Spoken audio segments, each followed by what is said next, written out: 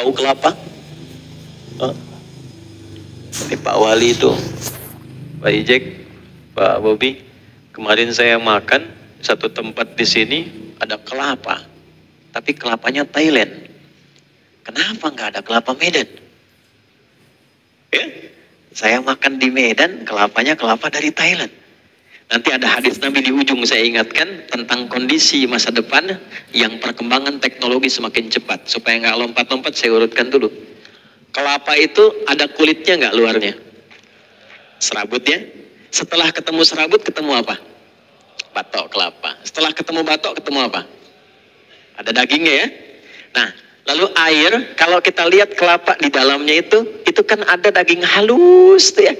Itu yang paling enak kan? Itulah lub namanya. Inti sesuatu, inti kelapanya, lub. Jamaknya disebut albab. Ada orang yang kalau disebutkan sesuatu paham, oh ini intinya. Arahnya ke sini. Itu ulul albab. Tapi ada orang yang dijelaskan sekali belum paham. 2 kali baru paham, daging kelapa. 2 orang disebutkan, yang satu paham, yang satu 3 kali belum paham-paham, batok kelapa. Disebutkan sesuatu diarahkan, berjam-jam diberi arahan, nggak mau paham, serabut tuh namanya. Dan biasanya yang sering kejebak, coba lihat monyet tuh, sering kejebak dengan sebut kelapa. Jadi bedanya hewan dengan manusia, manusia itu didesain oleh Allah inti otaknya itu dan inti hatinya untuk cerdas dan pintar. Tidak ada manusia bodoh. Cuma di lagu. Ada band yang bandnya sudah nggak ada. Nggak ada manusia bodoh. Semua manusia diciptakan Allah pintar. Nah, tingkat tertinggi yang pintar itu disebut oleh Al-Quran dengan ulul albab. Siapa ulul albab ini? Tingkat tertingginya yang paham tugas dia dalam menunaikan kehidupan di bumi untuk pulang ke akhirat. Jadi kalau cuma mengumpulkan harta, berangkat gelap, pulang gelap, harta banyak, akhir pekan liburan, tunjukkan, bikin status, maaf itu belum ulul albab, itu baru batok kelapa. Karena jahiliyah pun banyak begitu. Kalau cuma berebut, itu dapat kedudukan, berebut sampai naik tingkat tertinggi, bangga dengan itu, pasang baligo besar-besar, hanya untuk mendapat kedudukan, bukan untuk menggunakannya pada yang baik, itu baru batok kelapa. Karena jahiliyah itu banyak mengerjakan demikian.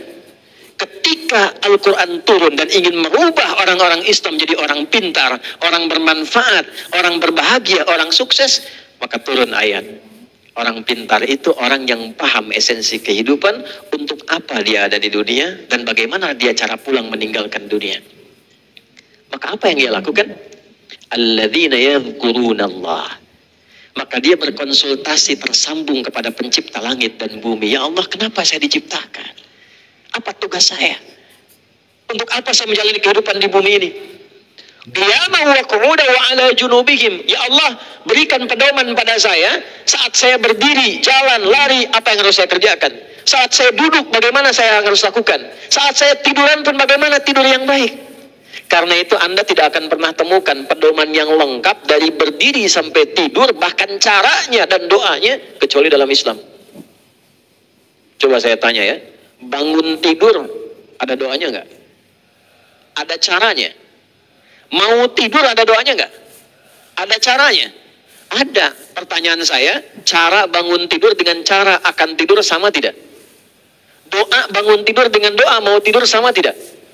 Doa itu bukan sekedar menjadikan aktivitas jadi ibadah, tapi isinya petunjuk bagaimana menjalani aktivitas itu. Di Islam tuh sampai diatur. Bagaimana cara minum yang baik?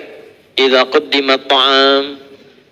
Adinda kata Nabi, jika makanan hidangan, minuman sudah dihidangkan di hadapanmu, khudh biyaminika ma yalik, ambil dengan tangan kananmu yang paling dekat denganmu. Yang paling dekat. Jadi kalau jus jambunya jauh, yang dekat itu air minum biasa, atau wakal saja. Karena itu bu, kalau ibu masak menghidangkan, maksud hadis ini, ibu harus kenal dengan anggota keluarga, dia suka apa. Kalau dia suka ayam, dekatkan dengan ayam. Kalau dia suka ikan, dekatkan dengan ikan. Jangan dia suka ayam, di depan dikasih jengkol. Sehingga jauh dia ngambil ayam. Saya punya teman orang India, orang Pakistan, saat di Tripoli. Qadarullah kan kalau kita makan di piring besar itu, Pak. Ya, makan sama-sama. Jadi begitu mau makan, si India ini depannya ayam. Pakistan cuman nasi biryani depannya. Ayamnya nggak ada.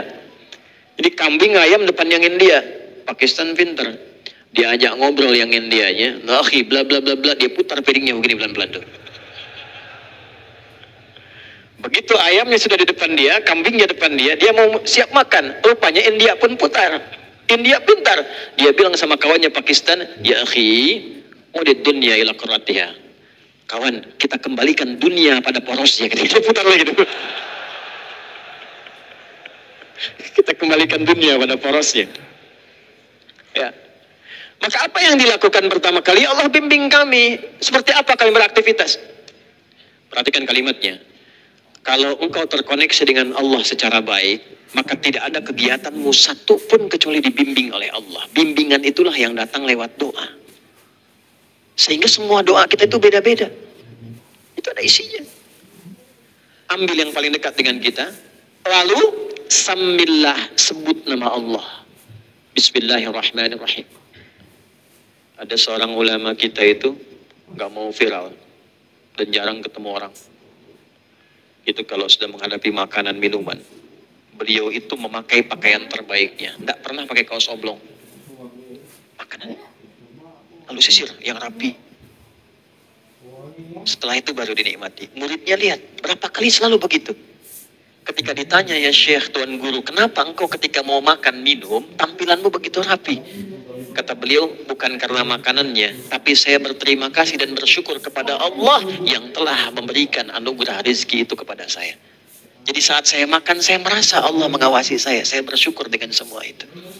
Sebut nama Allah, Bismillahirrahmanirrahim. Di semua aspek. Nah, sebelum kita mengeksekusi itu, wa yatafakkaruna fi khalqis samawati wal ardh.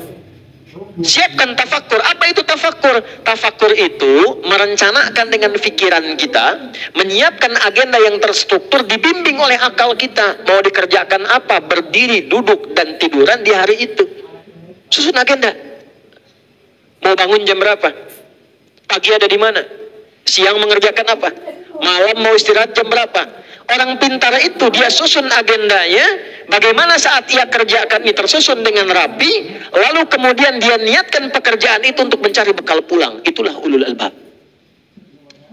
Ya, ada pedagang, pengusaha di sini. Saya mau tanya, Anda usaha itu untuk apa? Hah? Dapat harta. Bagus, memang betul begitu. Gak usah takut ya. Kalau sudah dapat harta mau apa? Kaya, umroh, boleh, gak apa-apa. Lihat baik-baik nih, lihat baik-baik. Kalau cuma kita mencari harta untuk kebutuhan dunia, itu umum, sah-sah saja. Dan di Quran ada ayatnya, Al-Baqarah ayat 200. Wa minan nasi may yaqulu rabbana atina fid dunya. Bukan, kalau belum hafal diam dulu. Wa ma lahu fil akhirati min khalaq. Ada orang-orang itu yang hidupnya lelah dia untuk mencari dunia, untuk dunia aja, tapi akhirat gak dapat apa-apa. Nah, yang ideal itu ada orang yang dunianya dia bahagia, akhiratnya pun dia mulia. Dunia sukses, kaya, punya kedudukan, ilmu luas, luar biasa. Akhiratnya pun luar biasa, juara dia. Itulah ayat 201 yang sering kita hadirkan dalam doa. Wa minhum may yaqulu rabbana atina fid dunya wa fil akhirati hasanah wa qina. Sukses dia, bahagia dia. Nah, bagaimana cara mengonversi itu? Pertama, lihat pesannya, langsung diterapkan oleh Nabi lewat bahasa Quran tadi. Wasubhi idza tanaffas. Kalau sudah menjelang subuh, malam-malam tuh siapkan dulu apa rencana besok. Karena itu Nabi itu sebelum tidur, itu yang dilakukan evaluasi dulu. Tadi kerjakan apa seharian ini? Oh iya, saya ke masjid misalnya, jamaah. 5 kali jamaah enggak? Ke masjid enggak? Baca Quran enggak? Besok saya siapkan. Kalau tadi 3 kali saya ke masjid, besok 5 kali saya ke masjid. Siapkan. Masjid pertama Al-Musabbihin, masjid kedua A, masjid ketiga B, masjid ketiga, terus sampai dengan Isya. Jamaahnya di mana? Pekerjaannya apa? Ukur semua. Siapkan. Begitu sudah siap, begitu sudah baik, itulah yang disebut dengan tafakkur. Wa yatafakkaruna fi khalqis samawati wal ardh. Rabbana ma khalaqta hadza batila. Kalau semua orang begitu, nggak sia-sia pekerjaannya. Ya, maaf, silahkan. Kata Allah silahkan. Anda tugasnya di udara, yang pilot, ada pramugari, ada macam-macam. Nggak dilarang jadi pilot, silahkan. Jadi astronot silahkan. Yang penting itu jadi pilot yang terukur. Jadi astronot yang punya rencana yang baik. Siapkan dari sekarang. Anda tugas di lautan, silahkan. Ada nelayan misalnya. Ada bakamla jaga, silahkan. Tapi siapkan apa yang harus Anda lakukan saat akan berangkat ke lautan itu punya rencana yang jelas. Di daratan juga demikian. Setelah itu, ini yang hebat. Ini yang hebat. Iringi semua kegiatan itu dengan persiapan sampai akhirat. Satu, kata Allah, jangan sampai engkau berbuat maksiat dan kerusakan dalam pekerjaanmu, karena neraka itu lebih keras ancamannya dibandingkan dengan keadaan dunia. Rabbana innaka man tudkhilin nara faqad akhzaita. Susun rencana yang baik, niatkan ikhlas untuk kemanfaatan. Jangan sampai terancam dengan neraka. Apa diantaranya? Maaf, 2 sumbernya. Neraka itu cuma 2 sumbernya. 1 fahsya, 2 mungkar.